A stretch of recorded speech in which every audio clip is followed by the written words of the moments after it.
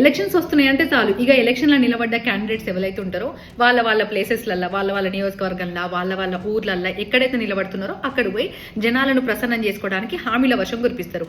అంతేకాకుండా ఓటర్లకు ఏం అవసరమో ఏందో అని తెలుసుకొని వాళ్ళకు హామీలు ఇస్తారు.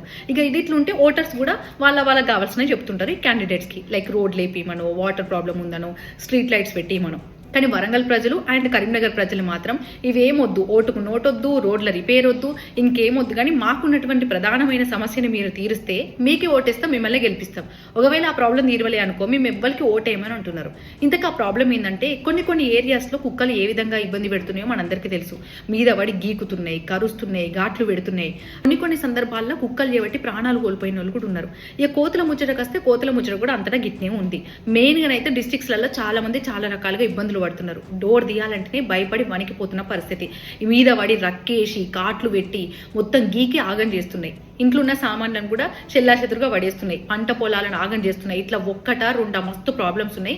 వీలైనంత తొందరగా మా ప్రాంతంలో ఉన్న కోతులన్నింటినీ కూడా అటవీ శాఖ అధికారులకు చెప్పి అటవీ ప్రాంతంలో వదిలేయాలని చెప్తున్నారు. ఇట్లా చేయకపోతే మేము ఓటేయమని చెప్తున్నారు వరంగల్ వాళ్ళు అండ్ కరీంనగర్ వాళ్ళు. ఇంతకీ మీ దగ్గర ఉన్నటువంటి సమస్యలు ఏంటి, మరి మీ అభ్యర్థుల ముందు మీరు ఎట్లాంటి సమస్యలు పెట్టబోతున్నారో కమెంట్ బాక్స్ లో కమెంట్ చేయండి.